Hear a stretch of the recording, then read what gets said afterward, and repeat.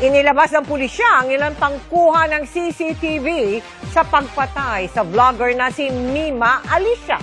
8 milyong pisong utang at hindi politika ang tinututukang motibo batay sa investigasyon. Nakatutok si June Veneracion.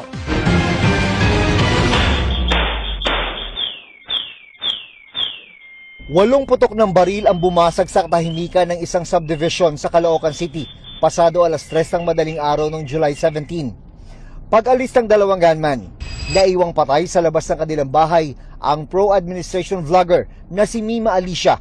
Sugatan naman ang kanyang live-in partner. Sa backtracking ng mga CCTV video ay nakilala ng mga pulis ang dalawang suspect na nakuha ng pumarada sa isang lugawan 1:43 AM noong July 17. 1:47 AM nang mahagip ng CCTV ang mukha nila habang umu-order ng pagkain. 2:28 AM, pinapatungan na nila ng ibang kulay na damit ang kanilang mga suot. 3:11 AM naman nang puntahan nila ang bahay ni Mima Alicia. Naglakad, pagkatapos ay namaril.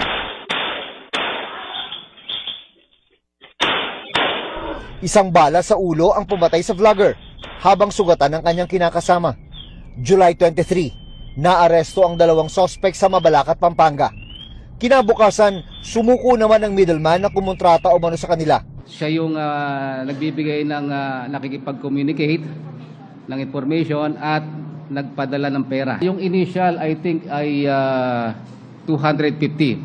Lumabas din sa forensic investigation na ang baril na pumatay kay Mima Alicia ay ginamit na sa 3 naunang krimen ng mga sospek na nasangkot na noon sa robbery at murder. So this case is a solved one, including the Philippine National Police. Of course, the investigators didn't stop at the shooting, but were able to solve and all amass and or solve not less than 10 cases that they have committed in the past.